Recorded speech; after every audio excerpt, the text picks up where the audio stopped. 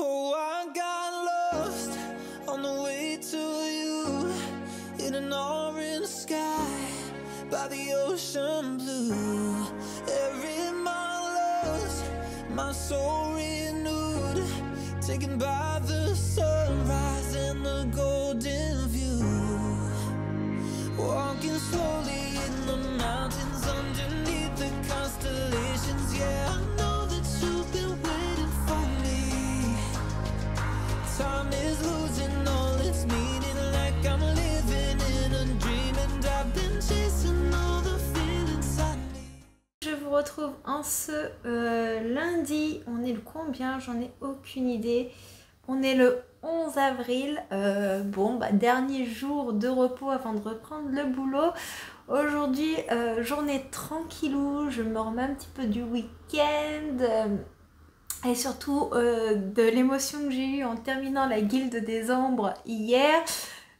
Aussitôt terminé, aussitôt recommencé. Comment vous expliquer que j'ai tellement eu du mal à quitter cet univers qu'aujourd'hui j'écoute la Guilde des Ombres en audio et ça m'a accompagnée pendant la promenade de Hiro, ça m'a accompagnée pendant ma session ménage, ça m'a accompagnée pendant mes repas. Enfin voilà, là je pense que ce soir à la salle de sport j'aurai la Guilde des Ombres dans les oreilles. Je recommence le tome 1 et je pense que je vais me faire les 2 tomes et 4 parties là ces prochains jours. J'arrive pas à me la sortir de la tête et j'ai du mal à rattaquer un roman parce que le level est tellement haut que j'ai peur des déceptions et que j'ai peur que toutes les lectures me paraissent fades à côté, donc c'est un petit peu compliqué. Du coup je me suis lancée dans 2 lectures graphiques afin de sortir complètement des romans, de la fantasy et tout ça. Et je suis passée dans le tome 2 de Daryl Ouvre-Monde, publié chez Glénat, donc c'est de Rémi Guérin et Christelle. Une BD sublime, je vous ai pris en vidéo quelques pages que vous avez dû voir précédemment. J'avais beaucoup aimé le tome 1 qui nous présente Daryl, qui nous présente également une journaliste qui va raconter son histoire, notamment sur l'ouvre-monde qui est en péril. Et donc on a toute cette thématique de pourquoi l'ouvre-monde est en péril, qu'est-ce qu'il faut faire pour le sauver. Et dans ce tome 2, on est vraiment dans le déclin de ce monde, je voulais dire. Et ça a été très compliqué parce que j'ai eu beaucoup de difficultés à me remettre dans le contexte de cette BD. Et en fait, j'ai apprécié que la fin. J'ai apprécié que la fin parce que c'était un petit peu plus romanesque, parce que il y avait plus de liens sentimentaux entre les personnages, mais hormis ça, je comprenais pas. Alors je pense que j'aurais peut-être dû relire le tome 1 pour mieux savourer ce tome 2. Peut-être que je le referai, peut-être que je le referai pas, j'en ai aucune idée, ça dépendra de mes envies. Mais voilà, je trouve que la thématique de l'ouvre-monde avec la résolution du problème a été expédiée extrêmement vite. Voilà. Donc après, il y a un roman qui existe de Olivier Perru, parce que c'est de cet univers qui a tiré la bande dessinée. Donc le roman est dans ma pile à lire, je le lirai peut-être parce que ça permettra peut-être de mieux comprendre la bande dessinée et mieux m'imprégner de cet univers qui est somme toute très intéressant. Ensuite, ça c'est ce que j'ai lu hier soir. Ce matin, j'ai surtout tourné des vidéos, les sorties littéraires et un point lecture qui ne m'a pas plu du tout, donc la vidéo est partie à la corbeille. Je pense que je verrai pour le retourner demain matin avant de partir bosser le point lecture. Il est assez conséquent, mais je sais pas ce que je faisais, j'étais pas là. Déjà la vidéo des sorties littéraires, j'ai dû la recommencer 3 fois d'affilée, ça n'allait pas, le résultat me plaisait pas. Je lisais trop mes résumés, j'arrivais pas à me les imprégner, je sais pas. Ce matin, ça ne me voulait pas. Donc quand c'est comme ça, je me prends pas la tête, hein, je me dis que je recommencerai plus tard. Si la vidéo me plaît pas, c'est pas la peine que je passe du temps à la monter et à vous la publier. Voilà, faut que ce soit un petit peu en accord avec ce que je veux, même si ce n'est jamais exactement ce qu'on veut montrer à l'écran qui arrive, quoi. Ensuite, du coup, après avoir un petit peu travaillé sur le blog, ma chaîne YouTube, je me suis posée là et j'ai lu le tome 2 de Perfect World de Ri Haruka. Et c'était trop bien, c'était excellent, c'était émouvant, ça m'a mis les petites larmichettes à l'œil quand même.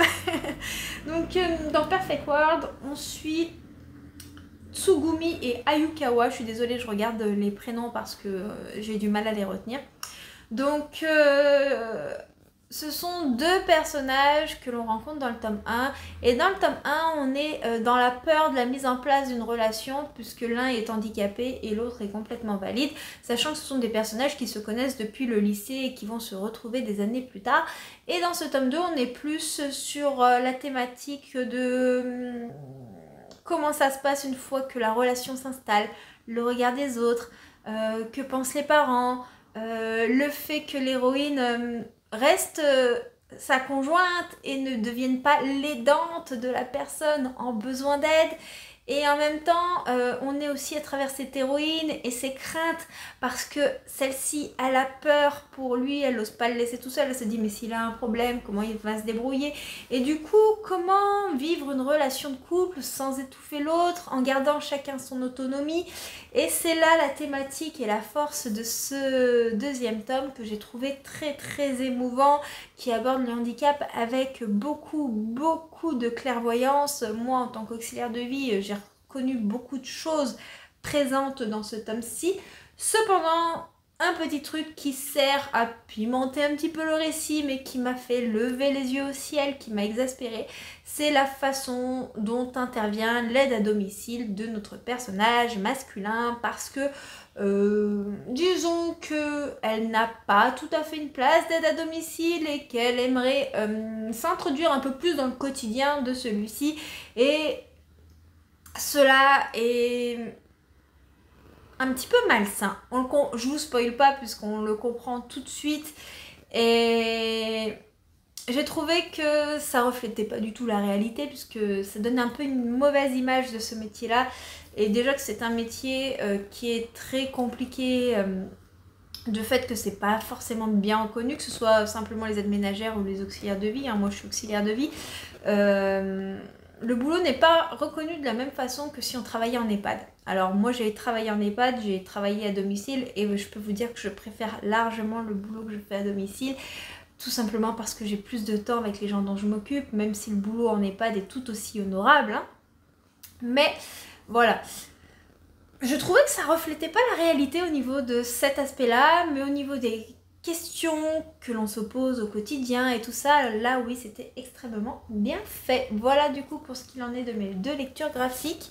Ce qui serait bien, c'est que je reprenne ma lecture de Prince Captif, maintenant que j'ai lu deux mangas, enfin deux lectures graphiques, en espérant arriver à me remettre dans le contexte du récit, mais voilà. On verra comment ça se passe. Là, j'ai envie d'aller pâtisser un petit peu, et puis je vais m'occuper en même temps du repas pour ce soir, comme ça quand Gauthier arrivera, tout sera prêt et puis on pourra filer à la salle de sport.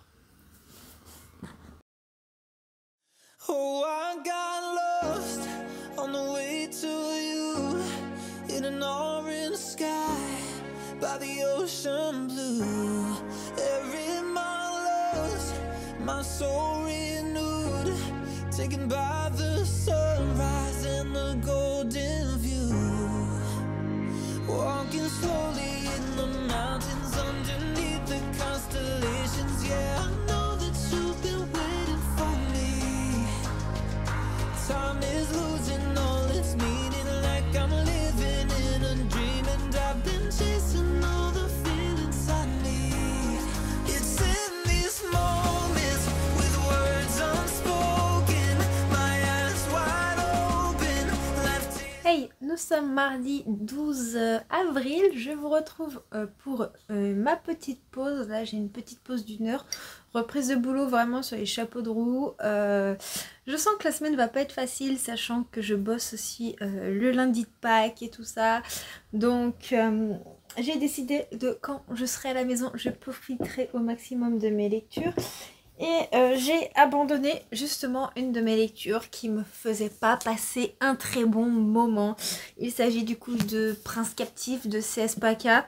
Donc il y a les 3 tomes dans cette intégrale. J'ai abandonné à la moitié du premier tome. Pourquoi? Parce que c'est très violent. Quand je vous dis violent, je crois que j'ai encore jamais rien lu de tel. Donc, pour faire un cours, on suit le prince Damon qui a été fait esclavage dans un autre royaume et c'est le prince Laurent qui va lui faire vivre des violences assez gore, que ce soit physique ou sexuelle, donc autant dire que ce n'est vraiment pas facile. Et d'après ce que j'ai compris, parce que du coup j'ai déjà fait une story sur Insta pour dire que j'ai abandonné cette lecture, le tome 1 est très violent, on comprend pas forcément pourquoi, mais d'après ce que beaucoup m'ont dit, le tome 2 et 3 est vachement bien parce qu'il est développé au niveau politique, c'est vachement plus mis en contexte que moi, dans ce que j'ai lu en fait, c'est que de la violence gratuite. Du coup j'ai un petit peu du mal. Donc je verrai si un jour je reprends cette lecture ou pas, mais pour l'instant je me sens pas de la continuer. J'ai envie de passer à autre chose, donc tant pis hein. J'ai pas passé un très bon moment pour le moment, mais c'est vrai qu'il y a beaucoup d'avis qui sont très très positifs, mais tout le monde me dit qu'il faut oublier le tome 1, donc à voir. Ensuite, du coup, j'ai pas encore attaqué de nouvelles lectures. J'ai très envie de lire un petit contemporain pour changer un peu de la fantaisie là, parce que c'est vrai que j'ai lu beaucoup de fantaisie ces derniers temps, et du coup j'ai envie de sortir un vieux contemporain. Je crois que cette édition n'existe plus, elle existe peut-être dans une autre édition, du moins l'histoire, mais celle-ci n'existe plus. C'est Les Rescapés du cœur de Nicolas Sparks. Du coup là c'est les anciennes éditions, si je vous dis pas de bêtises, France Loisirs, et encore je suis même pas sûre de ce que je vous avance, vous voyez c'est en format toc toc. Et là je sais qu'on va suivre une jeune femme, maman célibataire, qui va être sauvée par un pompier avec son fils, puisqu'ils sont en danger. Je vous en reparlerai quand je l'aurai lu. Je pense que ça se lira assez vite. C'est pas très gros, c'est écrit gros, ça devrait aller. Ensuite, en parallèle, je vais lire, je pense, Le Chant des Sans-Repos de Roséanne Abrone, publié chez De Saxus, mais je vais le lire sur la liseuse pendant mes déplacements. Voilà, j'ai très envie de le lire, il me tente vraiment beaucoup, il est très très beau, j'aime beaucoup la carte du début, j'aime beaucoup les arabesques, enfin je trouve l'objet livre trop beau. Et j'ai trop peur d'abîmer, du coup, ce que je vais faire, c'est que la liseuse va être mon amie. Et ça me permettra de lire pendant mes déplacements professionnels, pendant mes séances de sport et tout ça. Même si je vous avoue que pendant mes séances de sport, il y a des chances que je mette l'audio de la Guilde des Ombres dans mes oreilles. Là, je continue à écouter l'audio. J'en suis au chapitre 8, puisque je déplace le marque-page dans le tome papier en même temps que je lis en audio. Ça me permet de me situer dans le livre pour savoir où j'en suis. Donc là, je relis cette partie 1. Et j'adore, je passe un excellent moment. Je vois plein de choses qui sont en lien avec le tome 2 que j'ai lu la semaine dernière. Des petits fils conducteurs qui étaient disséminés avec des indices sur la suite. Et j'y avais pas forcément fait attention, puisque je me souvenais plus du tome 1 dans les détails. Et là, le fait de réécouter le tome 1, je fais un parallèle avec le tome 2 et c'est juste trop bien. Bref, je suis fan de la Guilde. Je pense que j'en fais assez la propagande ces derniers temps. Mais voilà, je passe trop un bon moment avec la Guilde. Là, ça va être ma lecture de déplacement. Et ça va être la lecture qui va m'accompagner tout de suite pendant ma pause. Oh, I got lost on the way to you in an orange sky by the ocean blue.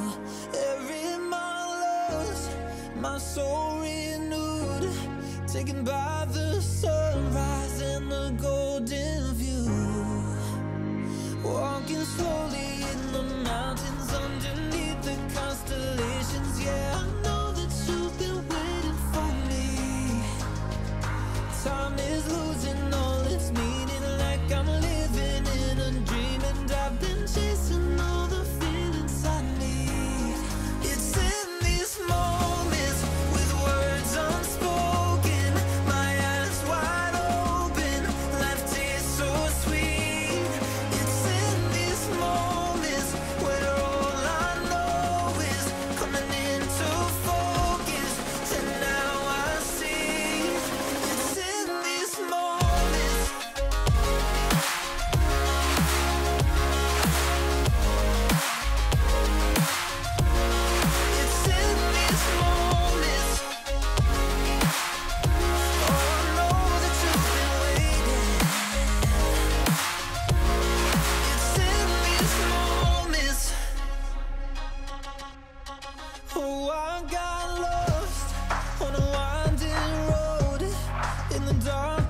night with the stars aglow.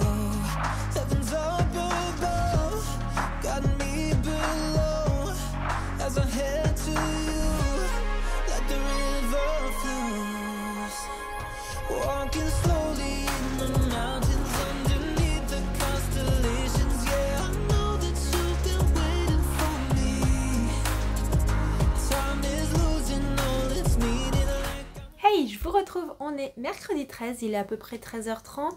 Je viens de rentrer, de terminer mes petites aides au repas, mes petits changes de midi. Là, j'ai une petite heure devant moi et après, je repars bosser. Donc, j'en profite justement de ce petit temps de pause pour lire, pour boire un petit thé, tout ça, tout ça. Et en rentrant, j'ai vu un petit colis dans la boîte aux lettres. Alors, ça vient des éditions Hachette, c'est marqué sur l'enveloppe. Et j'attends qu'une seule chose des éditions Hachette parce que j'ai été sélectionnée par l'opération Masse Critique Privilégiée de Babelio pour pouvoir découvrir en avant-première, avant la sortie. Je vais vous montrer le livre en question.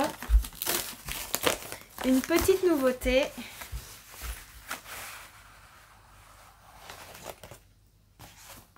Skandar et le vol de la licorne. Je crois qu'il sort au mois de mai. Il sort au mois de mai. Je vous ai dit la date dans la vidéo des sorties littéraires que j'ai tournée lundi, qu'il faut encore que je monte. Mais je me souviens plus de la date exacte. Donc je pourrais pas vous dire. Apparemment, il existe en audio parce qu'on peut lire un extrait audio. Regardez, il y a un petit QR code. Donc ça a l'air super fun comme histoire, j'ai très hâte de voir ce que ça va donner. Donc c'est une fantaisie jeunesse où on va parler de ce jeune homme, Skandar, qui a toujours rêvé de chevaucher une licorne.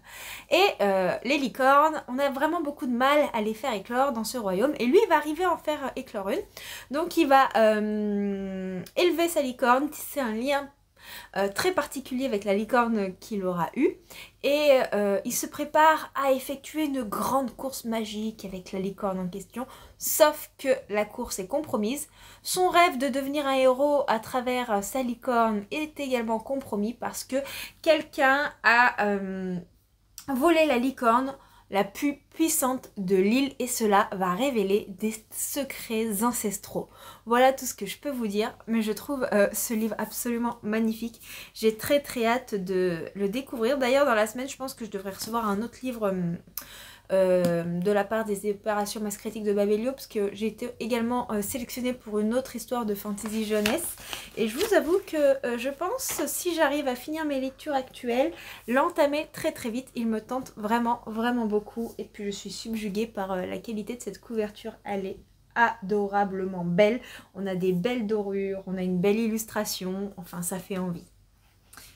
La mise en page aussi est sympathique d'après ce que je vois. Alors c'est très confortable au niveau de la pagination, de la façon dont la typographie est mise en avant. On a des petites illustrations aux en-têtes de chapitres et du coup bah, ça donne encore plus envie. Voilà pour ce qu'il en est du coup pour la petite réception du jour. Concernant mes lectures en cours, j'ai lu, on va dire, 30% de Les Rescapés du cœur de Nicolas Sparks et j'aime vraiment beaucoup. C'est très émouvant. Dès les premières pages, en fait, on est immergé dans le quotidien de Denise, cette maman de 29 ans. Elle est maman célibataire et un petit garçon qui a un retard de langage et différents troubles. On lui a dit que c'était de l'autisme, on lui a dit que c'était d'autres problèmes et en fait, on ne sait pas ce qu'il a. Et un jour, elle va avoir un petit accident de voiture suite à un animal qui va traverser la route. Elle va être en état de choc et quand un pompier va venir l'aider, on va s'apercevoir que le fils qui était à l'arrière de sa voiture, son enfant de 5 ans, a disparu. Donc elle va se retrouver à l'hôpital sans nouvelles de son enfant et le pompier qui l'a sauvé avec la population, les forces policières vont partir à la recherche de ce jeune garçon. Ils vont le retrouver, je ne vous spoile pas parce que c'est pas là-dessus que l'histoire se concentre. Et suite à ça, bah, elle va peut-être un peu plus s'ouvrir aux gens qu'elle va rencontrer dans cette ville.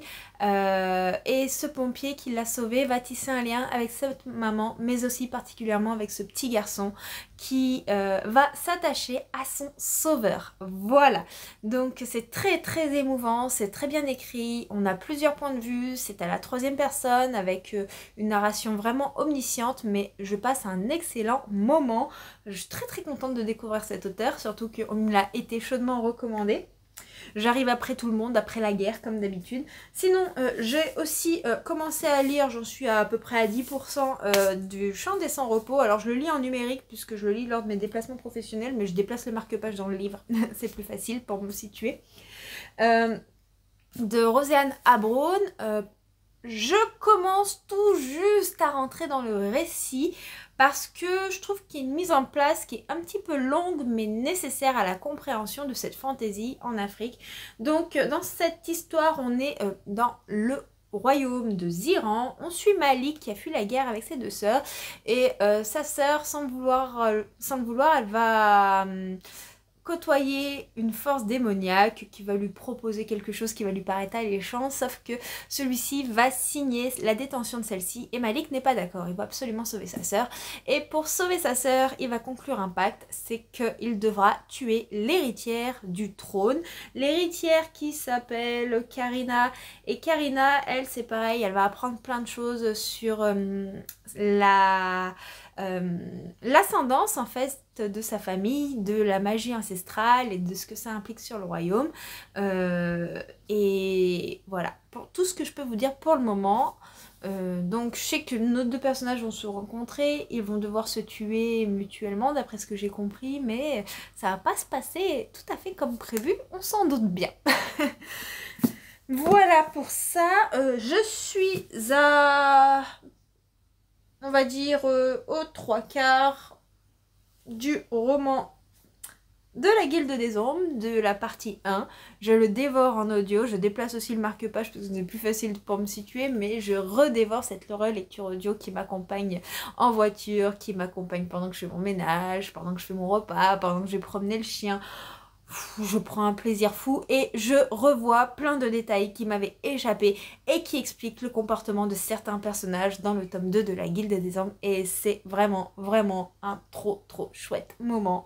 Donc j'ai vraiment hâte de terminer de relire cette partie 1 pour me relancer dans la partie 2 et relire le tome 2 et encore mieux m'imprégner de cet univers, comprendre tous les détails puisque il est très poussé, il est très détaillé et c'est hyper immersif. Voilà du coup pour ce qu'il en est de ma réception du jour, de l'avancée de mes lectures. Sur ce, je vais vous laisser. Je vais faire une ou deux petites stories Instagram pour présenter un petit peu ma réception et les lectures passées. Et puis je vais me poser, lire et surtout boire mon thé avant qu'il soit trop froid. Hey, je vous retrouve en ce vendredi 15, tout simplement pour parler un petit peu lecture. J'en ai terminé plusieurs, donc je vais vous montrer un petit peu tout ça. Alors, j'ai terminé hier soir, du coup, Les Rescapés du cœur de Nicholas Sparks. Et ça a été vraiment une très chouette lecture. J'ai vraiment beaucoup aimé ce petit contemporain. Ça se lit très vite. La narration est très immersive, même si elle défile assez vite devant nos yeux. Alors, comme je vous ai déjà dit, on suit Denise. Denise, c'est une maman célibataire. Elle élève seule son fils Kai. Kai qui a des gros problèmes de langage, un gros retard de la parole. On lui a fait de multiples diagnostics, mais pour l'instant, il n'y en a pas vraiment un qui correspond. Et donc, elle a mis un petit peu sa vie en parenthèse pour s'occuper de son fils et tout lui donner. Donc, c'est quelque chose qui est assez compliqué pour Kai, ainsi que pour Denise. Et elle va décider, du coup, comme elle manque de moyens pour pouvoir passer le maximum de temps avec Kai, de retourner dans une vieille maison familiale dans un village. Et elle commence un petit peu à prendre ses marques là-bas et puis il va subvenir un accident de voiture. Suite à cet accident, Kai va disparaître et il y a Taylor qui va venir sauver la maman et le fils. Donc la narration commence de façon très intense, à vous mettre les larmes aux yeux, et plus vous avancez dans le roman, plus les thématiques s'adoucissent, plus ça devient un petit peu cocooning comme lecture, et on suit une histoire de famille qui se reconstruit et qui apprend à vivre ensemble. On va voir des liens très forts se tisser entre Denise et Taylor, mais aussi entre Kai et Taylor, et c'était hyper beau, sauf que Taylor, c'est un homme qui a un passé lui aussi assez compliqué, qui n'arrive pas à s'engager et qui cache un douloureux secret. Voilà, donc c'était vraiment doux. Moi j'ai beaucoup aimé la personnalité des personnages et les thématiques d'actualité que l'on a sur la famille, sur le travail, sur comment vivre en tant que parent quand on a un enfant qui a des difficultés et qu'en plus on n'arrive pas à diagnostiquer. On a des thématiques sur les problèmes financiers et aussi des thématiques sur tout ce qui touche aux pompiers, puisque Taylor est un pompier et il y a l'inquiétude des familles, il y a la peur de perdre un être cher dans un incendie par exemple, ou une autre mission sauvetage, et c'était vraiment très très beau. Moi j'ai adoré, j'ai passé un super moment. C'est pas non plus la lecture qui va me rester en tête pendant des années, mais c'est très agréable. Je sais pas si vous arriverez à le retrouver encore, s'il est encore édité. Je sais que d'occasion oui, mais après en neuf, je sais pas si... Voilà. N'hésitez pas vous à me dire en commentaire si vous aimez Nicholas Sparks, quels sont vos romans préférés et si vous avez lu celui-ci. Pour ma part, c'était mon premier, ma petite découverte, une très bonne découverte. J'ai également terminé d'écouter en livre audio du coup le tome 1, partie 1 de la Guilde des Ombres de Anatrice. Ce livre, je ne vais pas vous en reparler en point lecture parce que je vous avais fait un point lecture l'année dernière dessus. Si j'y pense, je vous le mettrai dans le petit i. Mais j'ai vraiment adoré cette redécouverte, c'était vraiment passionnant, c'était intense et j'ai vu plein de choses en lien avec le tome 2 qui m'avaient échappé lors de ma lecture du tome 2. Donc là, j'ai attaqué la relecture en audio du tome 2. Non, du tome 1 partie 2 et c'est encore plus intense. Là ça y est, on commence à rentrer dans les événements qui vont amener au tome 2 et on commence à voir la perfidie de certaines choses et c'est trop bien. Voilà, je vous en dis pas plus pour le moment. J'ai pas encore mis mon marque-page pour savoir à peu près où j'en suis par rapport à l'écoute audio, mais j'ai déjà pas mal écouté parce que j'ai commencé à écouter hier soir. Hier soir j'étais crevée, je suis rentrée du travail exténuée, mais j'ai commencé ma journée complètement exténuée hier. Du coup, je me suis mis dans un petit bain et j'ai écouté le tome 1 partie 2, une grosse partie du tome 1 déjà. Donc sur les 24 heures d'écoute, j'ai déjà dû écouter 4 heures. Donc j'ai écouté un peu dans mon bain, j'ai écouté ce matin pendant que je faisais mon petit train-train quotidien à l'appartement. Donc je passe vraiment un excellent moment avec cette relecture. J'ai pas énormément avancé dans le Chant des sans repos de Roséanne Brown. Je pense que je vais reprendre la lecture mais en mode papier, puisque en ce moment je me rends compte que le numérique, si j'ai le livre papier, j'ai un peu du mal. Je suis plus en mood papier. J'ai des périodes où le numérique va être plus fluide et des périodes où c'est le papier qui va être plus fluide. En ce moment je suis dans une période fluidité papier. Ne me demandez pas pourquoi. C'est peut-être parce que le numérique je l'associe vraiment à mes déplacements et du coup quand je suis à la maison et que je me pose, j'arrive pas. Et puis en ce moment lors de mes déplacements c'est un peu compliqué à lire. Par contre je vais quand même lire une lecture numérique incessamment sous peu parce que j'ai reçu Royal de Paola Alexander et Eidig Canyon, je suis pas sûre du nom, comment ça se prononce, c'est très compliqué, publié chez Inception. Donc j'ai reçu le fichier numérique ce matin de la part de Ophélie, l'éditrice, et j'ai très hâte de me plonger dedans. C'est une lecture qui m'intrigue beaucoup. Pourquoi? Parce que nous sommes dans une histoire qui va relater la période de nos jours si la révolution n'avait pas eu lieu à l'époque. Donc je suis très curieuse de savoir ce que ça va donner et je reviens vous en parler très vite. Et coucou, je vous retrouve en ce dimanche de Pâques. Il est à peu près 13 h, on va bientôt manger. Je vous prends vite fait avant d'aller du coup passer à table parce que j'ai terminé de lire Le Chant des sans repos de Roséanne Brown, publié chez De Saxus.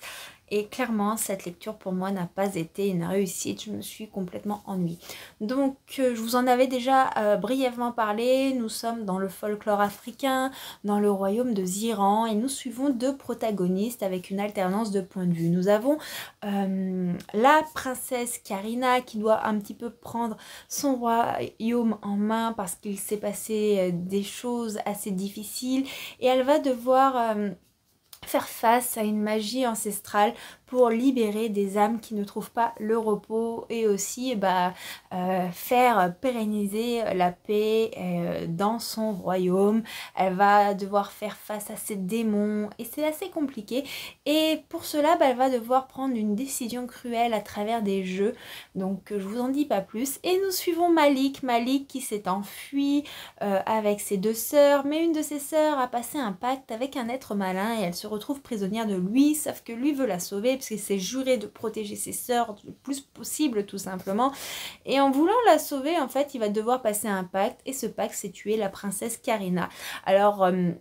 on va apprendre plein de choses sur le royaume, sur la magie et sur qui est cet être malin. On va se demander qu'est-ce qui le lie à cette royauté, pourquoi il veut absolument la mort de Karina et pourquoi certaines âmes ne trouvent absolument pas le repos. Voilà un petit peu l'histoire. Et du coup, les destins de ces deux personnages principaux vont s'entrecroiser, s'entremêler et tuer l'un ou l'autre risque d'être très très compliqué. Voilà un petit peu. Alors, moi le speech, il me plaît énormément, je trouve ça hyper intéressant, surtout qu'on a une magie ancestrale qui est très mystérieuse et qui impose un questionnement. Sauf que il y a diverses choses qui m'ont dérangée dans ce roman, pas dans le sens où c'est mauvais, non, loin de là, dans le sens où l'immersion pour moi était totalement impossible et je me suis clairement ennuyée. Et ça c'est quand même assez problématique parce que pour moi la lecture doit être un plaisir et j'ai terminé ce livre en lisant en diagonale pour connaître le fond de mot de l'histoire, mais ça s'arrête là. Donc en fait, sur Instagram, quand je lisais ce livre, un soir, je m'ennuyais tellement que j'ai fait un post pour demander le ressenti de ceux qui l'avaient lu. Donc j'avais mis, vous savez, le petit smiley avec le baromètre et le baromètre était vraiment très très faible pour ainsi dire au minimum. Donc j'ai discuté un petit peu avec ces personnes-là et on m'a dit écoute, la fin du roman est un peu plus palpitante. Effectivement, la fin du roman est un peu plus palpitante, nous avons des péripéties, mais dans la première moitié du roman, on s'ennuie, il ne se passe rien du tout, on a un petit peu une brève présentation des personnages et ensuite on a les jeux qui se lancent, ces jeux qui font penser, je trouve, à la coupe des trois sorciers dans Harry Potter, surtout la dernière partie avec un espèce de labyrinthe et tout. Du coup, je trouvais que ça manquait un petit peu d'originalité sur ce point-là. Mais en dehors de ça, en fait, moi, je me suis pas du tout attachée au personnage. Je suis restée complètement à l'extérieur de l'histoire. Et moi, ce que j'aime dans un roman, c'est avoir l'impression de faire partie du monde dans lequel on vogue. Et là, pas du tout, ça coince. Donc, à la fin du roman, on avait plus d'aventures, plus de palpitations, un peu plus de révélations. Ces révélations sont assez intéressantes, mais je pense qu'on aurait pu pousser l'univers plus loin. Après, je sais qu'il y a des gens qui aiment être spectateurs des histoires comme ça, moi, c'est pas mon cas. Donc voilà, c'est pas un mauvais roman en soi, mais clairement je pense que je ne suis pas le public ciblé.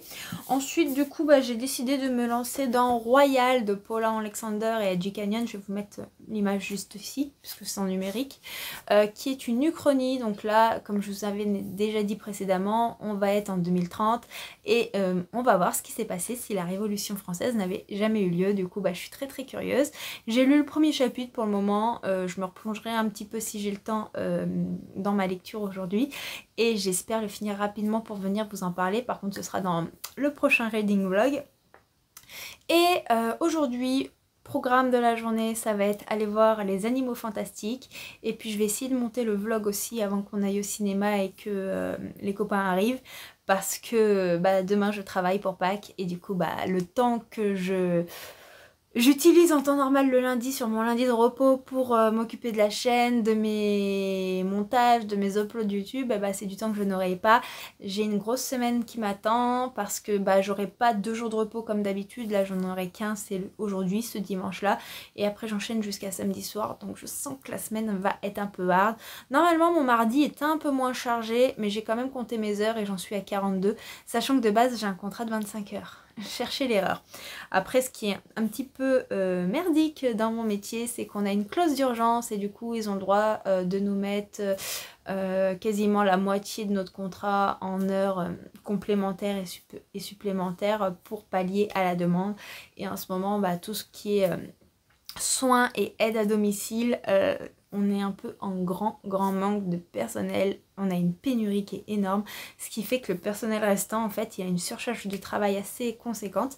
Ça joue aussi sur le fait que, par exemple, quand je rentre du boulot le soir, je n'arrive plus à lire. Et donc, c'est pour ça que j'essaie de lire, par exemple, sur le reste de mes horaires, avec des petites pauses pendant mes repas, des choses comme ça. C'est le moment où je suis le plus concentrée et que je profite le mieux de mes lectures. Sur ce, trêve de blabla, n'hésitez pas vous à me dire quelles ont été les lectures qui vous ont accompagné cette semaine, si vous avez passé des agréables moments de lecture, tout ça. Moi, pour le moment, je continue aussi ma lecture audio de la guilde et j'adore. Je vous en reparlerai un peu plus tard. Je crois que je vous saoule avec cette saga qui s'est imprégnée dans mon cœur. Je vous fais plein de bisous et je vous dis à bientôt. Ciao, ciao.